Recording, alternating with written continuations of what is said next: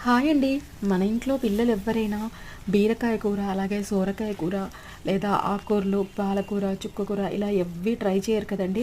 ఒక్కసారి ఇలా బీరకాయ అలాగే పాలకూరని కలిపి ట్రై చేసి చూడండి. చాలా చాలా బాగుంటుందండి.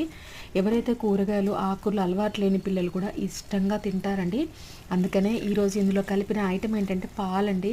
బీరకాయ అలాగే పాలకూర కొంచెం మినపప్పుని ఒక అరగంట, గంట ముందు నానబెట్టుకొని కనుక ఇలా తాలింపులో వేసుకున్నామంటే చాలా టేస్టీగా ఉంటుందండి. అలాగే కొంచెం ఒక 70% కూర ఉడికిన తర్వాత కొద్దిగా పాలు పోసేయాలండి.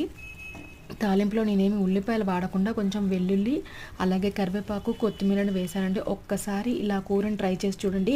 పిల్లలు, ఇంట్లో అందరూ ఇష్టంగా తింటారు. దీన్ని ఎక్కువగా రోటీస్, చపాతీస్‌లోకి చాలా బాగుంటుందండి. ఒకసారి ట్రై చేసి చూడండి. మీకు ఎలా అనిపించిందో ఒకసారి కామెంట్ రూపంలో తప్పకుండా తెలియచేయండి. వీడియో కనుక నచ్చినట్లయితే ఒక్క లైక్ చేయడం మాత్రం మర్చిపోకండి.